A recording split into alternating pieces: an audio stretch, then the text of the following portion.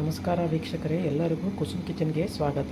ಇವತ್ತು ನಾನು ನಿಮಗೆ ಕ್ಯಾರೆಟ್ ಹಲ್ವಾ ಮಾಡೋದು ಹೇಗೆ ಅಂತ ಹೇಳ್ತೀನಿ. ಸಿಂಪಲ್ಲಾಗಿ ಹೇಗೆ ಮಾಡೋದು ಕ್ಯಾರೆಟ್ ಹಲ್ವಾ ಅಂತ. ಈಗ ಸೀಸನ್ ಇದೆ, ನಿಮಗೆ ಒಂಥರ ಈ ಕ್ಯಾರೆಟ್ ಸಿಗುತ್ತೆ, ಒಂಥರ ರೆಡ್ ಕಲರ್ ಕ್ಯಾರೆಟ್ ಸಿಗುತ್ತೆ ನಿಮಗೆ. ಇದನ್ನು ತೊಗೊಂಬಂದು ನೀವು ಒಂದ್ಸಲ ಟ್ರೈ ಮಾಡಿ. ನಾನು ಮಾಡೋ ರೀತಿಯಲ್ಲೇ ಕ್ಯಾರೆಟ್ ಹಲ್ವಾ ಮಾಡಿ ಟ್ರೈ ಮಾಡಿ ನೋಡಿ. ನಾನು ಈ ಕ್ಯಾರೆಟ್ ನಾನು ಎರಡು ತೊಗೊಂಡಿದ್ದೀನಿ. ನಾನು ಒಂದು ಅರ್ಧ kg ಕ್ಯಾರೆಟ್ ಇದ್ದರೆ ಕ್ಯಾರೆಟ್ ಹಲ್ವಾ ಮಾಡ್ತಾಯಿದ್ದೀನಿ. ಇದನ್ನು ಈ ಸ್ಕಿನ್ ಪೀಲ್ ಮಾಡ್ಕೊತೀನಿ. ಈಗ ನಾನಿಲ್ಲಿ 2 ಕ್ಯಾರೆಟ್ ತೊಗೊಂಡಿದ್ದೀನಿ. ಇದು ಎರಡೂ ಸೇರಿದರೆ ಅರ್ಧ kg ಆಗುತ್ತೆ ನೋಡಿ. 2 ಕ್ಯಾರೆಟ್ನ ನೀಟಾಗಿ ಸ್ಕಿನ್ ಪೀಲ್ ಮಾಡಿ ನೀಟಾಗಿ ವಾಶ್ ಮಾಡ್ಕೊಂಡಿದ್ದೀನಿ. ಈಗ ಚಿಕ್ಕ ಚಿಕ್ಕದಾಗಿ ರೌಂಡಾಗಿ ಕಟ್ ಮಾಡ್ಕೊಂಡ್ಬಿಡ್ತೀನಿ ನೋಡಿ. ಕ್ಯಾರೆಟ್ ಹಲ್ವಾಗೆ ನಾನು 2 ಕ್ಯಾರೆಟ್ ತೋರಿಸಿದ್ನಲ್ಲ, ಅದು ನೀಟಾಗಿ ಪೀಲ್ ಮಾಡ್ಕೊಂಡು ವಾಶ್ ಮಾಡ್ಕೊಂಡು ಈ ರೀತಿಯಾಗಿ ಕಟ್ ಮಾಡ್ಕೊಂಡಿದ್ದೀನಿ. ಯೂಶ್ವಲಿ ಕ್ಯಾರೆಟ್ ಹಲ್ವಾ ಅಂದರೆ ಎಲ್ಲರೂ ಹೆರ್ಕೊಂಡು ಮಾಡ್ತಾರೆ, ಆ ರೀತಿ ಮಾಡೋ ಅವಶ್ಯಕತೆ ಇಲ್ಲ.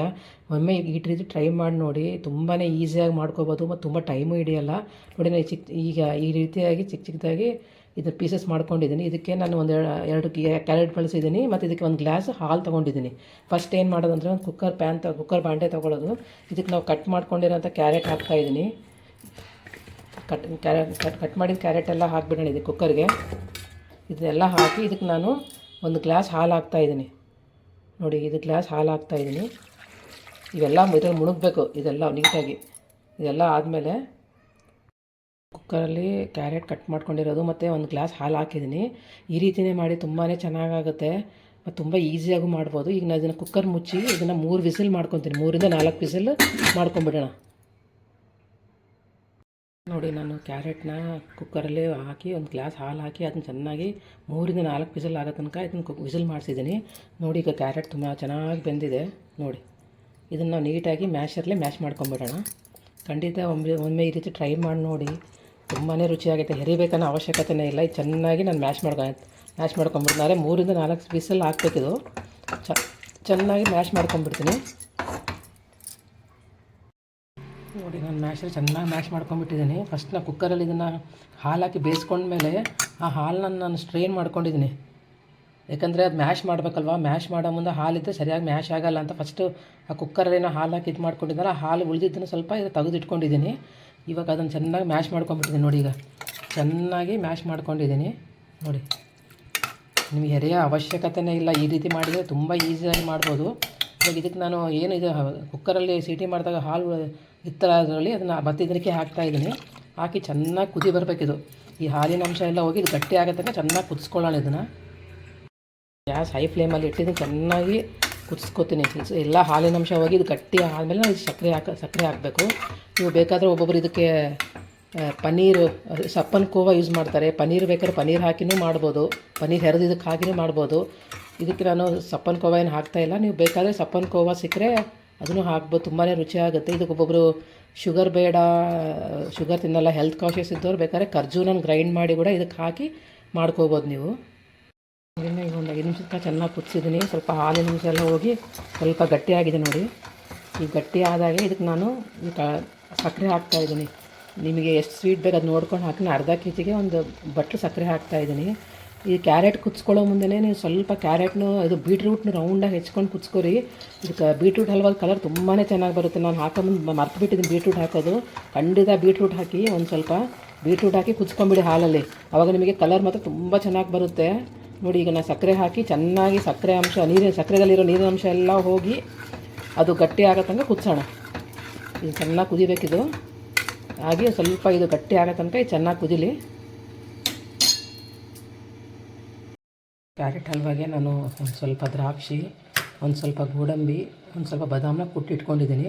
ಇದನ್ನು ಈಗ ತುಪ್ಪದಲ್ಲಿ ಫ್ರೈ ಮಾಡಿಕೊಂಡು ಕ್ಯಾರೆಟ್ ಹಲ್ವಾಗೆ ಹಾಕೋಣ. ಈಗ ನಾನಿಲ್ಲಿ ಒಂದು ಪ್ಯಾನ್ ತೊಗೊಂಡಿದ್ದೀನಿ. ಪ್ಯಾನ್ಗೆ ಒಂದು 2 ಸ್ಪೂನ್ ತುಪ್ಪ ಹಾಕಿದ್ದೀನಿ. ಈ ತುಪ್ಪ ಕರಗಿದ ಮೇಲೆ ನಾವು ಫಸ್ಟ್ ಗೋಡಂಬಿ ಮತ್ತು ಬಾದಾಮನ್ನ ಫ್ರೈ ಮಾಡ್ಕೊಂಬಿಡೋಣ. ಆಮೇಲೆ ಲಾಸ್ಟಿಗೆ ದ್ರಾಕ್ಷಿ ಹಾಕೋಣ. ತುಪ್ಪ ಕರಗಿದೆ. ಇದಕ್ಕೆ ನಾನು ಫಸ್ಟು ಬಾದಾಮ್ ಹಾಕ್ತೀನಿ.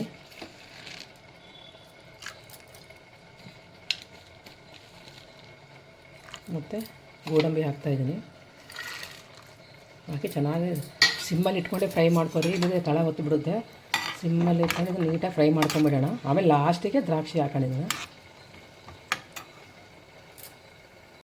ನೋಡಿ. ಈಗ ಗೋಡಂಬಿ ಮತ್ತು ಬಾದಾಮ್ ಚೆನ್ನಾಗಿ ಫ್ರೈ ಆಗಿದೆ. ತುಂಬಾ ಕಪ್ಪಾದಾಗ ಫ್ರೈ ಮಾಡ್ಕೋಬೇಡಿ. ಈ ಫ್ರೈ ಆಗಿದೆ. ಇದಕ್ಕೆ ನಾನು ದ್ರಾಕ್ಷಿ ಹಾಕ್ತಾಯಿದ್ದೀನಿ ಲಾಸ್ಟಿಗೆ. ಮೊದಲೇ ದ್ರಾಕ್ಷಿ ಹಾಕೋಕ್ಕೆ ಹೋಗಬೇಡಿ. ದ್ರಾಕ್ಷಿ ಹಾಕಿ, ಒಣ ದ್ರಾಕ್ಷಿ ಹಾಕಿ ಸ್ವಲ್ಪ ಫ್ರೈ ಮಾಡ್ಕೊಂಬಿಡೋಣ. ಒಂದು 2 ನಿಮಿಷದ ಕಾಲ. ದ್ರಾಕ್ಷಿ ಗೋಡಂಬಿ ಬಾದಾಮಿ ಎಲ್ಲ ಫ್ರೈ ಆಗಿದೆ ನೋಡಿ. ದ್ರಾಕ್ಷಿ ಫ್ರೈ ಆದಮೇಲೆ ಇದು ದಪ್ಪ ಆಗಿಬಿಡುತ್ತೆ. ಈಗ ಅದು ಗ್ಯಾಸ್ ಆಫ್ ಮಾಡಿಬಿಟ್ಟಿದ್ದೀನಿ. ಆಫ್ ಮಾಡಿದ್ಮೇಲೆ ಇದು ನಾನು ಡೈರೆಕ್ಟಾಗಿ ಏನು ಕ್ಯಾರೆಟ್ ಕುದೀತಾ ಇದೆಯಲ್ಲ ಇದಕ್ಕೆ ಹಾಕ್ತಾಯಿದ್ದೀನಿ. ನೀವು ತುಪ್ಪ ಎಷ್ಟು ಬೇಕಷ್ಟು ನೋಡ್ಕೊಂಡು ಬಳಸ್ಕೊರಿ. ನಾನು ಸ್ವಲ್ಪ ಜಾಸ್ತಿ ಹಾಕಿದ್ದೀನಿ, ಚೆನ್ನಾಗಿರುತ್ತೆ ಹಲ್ವಾಗೆಲ್ಲ ಸ್ವಲ್ಪ ತುಪ್ಪ ಇದ್ರೇ ಚೆನ್ನಾಗಿರುತ್ತೆ. ಚೆನ್ನಾಗಿ ಮಿಕ್ಸ್ ಮಾಡ್ಕೊಂಬಿಡೋಣ. ಈಗ ಚೆನ್ನಾಗಿ ಮಿಕ್ಸ್ ಮಾಡಿಕೊಂಡು ಸ್ವಲ್ಪ ಇದನ್ನು ಗಟ್ಟಿ ಆಗಬೇಕು. ಸ್ವಲ್ಪ ಗಟ್ಟಿ ಆಗುತ್ತೆ ಅಂತ ಬಾಯ್ಲ್ ಮಾಡೋಣ. ಖಂಡಿತ ಬೀಟ್ರೂಟ್ ಹಾಕಿ, ನಾನು ಬೀಟ್ರೂಟ್ ಹಾಕೋದು ಮರ್ತುಬಿಟ್ಟೆ. ನೀವು ಬೀಟ್ರೂಟ್ ಹಾಕಿದ್ರೆ ಮಾತ್ರ ಕಲರ್ ಮಾತ್ರ ತುಂಬ, ನೀವು ಹೊರಗೆಲ್ಲಿ ಕ್ಯಾರೆಟ್ ಹಾಕೋದ್ರೆ ಹೆಂಗೆ ಕಲರ್ ಇರುತ್ತೆ ಅದೇ ಕಲರ್ ಬರುತ್ತೆ. ಒಂದು 4-5 ಪೀಸ್ ಬೀಟ್ರೂಟ್ ಹಾಕೋದು ಮರಿಬೇಡಿ. ಆಮೇಲೆ ಇದಕ್ಕೆ ಲಾಸ್ಟಿಗೆ ನಾನು ಏಲಕ್ಕಿ ಪುಡಿ ಕುಟ್ಕೊಂಡಿದ್ದೀನಿ ಒಂದು 3-4, ಅದು ಸಿಪ್ಪೆ ಸಮೇತ ಅದಕ್ಕೆ ಹಾಕ್ತಾಯಿದ್ದೀನಿ ಕ್ಯಾರೆಟ್ ಹಲ್ವಾಗೆ. ಇದನ್ನು ಹಾಕಿದ್ರೆ ಒಂಥರ ಫ್ಲೇವರ್ ಚೆನ್ನಾಗಿ ಕೊಡುತ್ತೆ. ಇದನ್ನು ಹಾಕಿ ಚೆನ್ನಾಗಿ ಕಲಿಸ್ಬಿಡೋಣ. ಇನ್ನೂ ಸ್ವಲ್ಪ ಇದು ಬಾಯ್ಲ್ ಆಗಬೇಕು, ಸ್ವಲ್ಪ ಗಟ್ಟಿ ಆಗಬೇಕು ನೋಡಿ. ಒಂದು 5 ನಿಮಿಷ ಕುದಿಸ್ಕೊಂಬಿಟ್ರೆ ಬೀಟ್ರೂಟ್ ಹಲ್ವಾ ರೆಡಿ ಆಗುತ್ತೆ. ಖಂಡಿತ ಇದೇ ರೀತಿ ಟ್ರೈ ಮಾಡಿ. ತುಂಬ ಹೆರ್ಕೋಬೇಕು ಮಾಡಬೇಕು ಅನ್ನೋ ಅವಶ್ಯಕತೆಯೇ ಇಲ್ಲ. ತುಂಬಾ ಈಸಿಯಾಗಿ ಪೀಸಸ್ ಮಾಡ್ಕೊಂಡ್ರೆ ಈಸಿಯಾಗಿ ಆಗುತ್ತೆ. ಬಟ್ ಹಾಲಲ್ಲೇ ಮಾಡಿ ಅದೊಂಥರ ಫ್ಲೇವರ್ ಚೆನ್ನಾಗಿರುತ್ತೆ. ಕ್ಯಾರೆಟ್ ಹಲ್ವಾ ಆದಮೇಲೆ ನೀವು ನೆಕ್ಸ್ಟ್ ಡೇಗೂ ಅದು ಇರಬೇಕು ಅಂದರೆ ಫ್ರಿಜ್ಜಲ್ಲಿ ಇಟ್ಕೊಂಬಿಡಿ. ಯಾಕಂದರೆ ನಾವು ಹಾಲಲ್ಲಿ ಕುದಿಸಿರ್ತೀವಲ್ಲ, ಹೊರಗಿಟ್ರೆ ಅದು ಹಾಳಾಗೋದಿರುತ್ತೆ. ನೀವು ಯೂಸ್ ಮಾಡ್ಕೊಂಡ್ಮೇಲೆ ಅದು ಫ್ರಿಜ್ಜಲ್ಲಿ ಇಟ್ಕೊಂಬಿಡಿ. ನೀವು ಎಷ್ಟು ಒಂದು ವಾರಗಟ್ಟಲೆ ಬೇಕಾದರೆ ಇದು ಇಟ್ಕೊಂಡು ತಿನ್ಕೋಬೋದು ನೋಡಿ. ಬಿಸಿ ಬಿಸಿ ಕ್ಯಾರೆಟ್ ಹಲ್ವಾ ರೆಡಿಯಾಗಿದೆ. ಖಂಡಿತ ಟ್ರೈ ಮಾಡಿ. ಯಾರಾದರೂ ಟ್ರೈ ಮಾಡಿದರೆ ಕಮೆಂಟ್ ಸೆಕ್ಷನಲ್ಲಿ ಹೇಗಾಗಿದೆ ಕಮೆಂಟ್ ಮಾಡಿ. ನನ್ನ ಚಾನಲ್ಗೆ ಸಬ್ಸ್ಕ್ರೈಬ್ ಮಾಡಿ.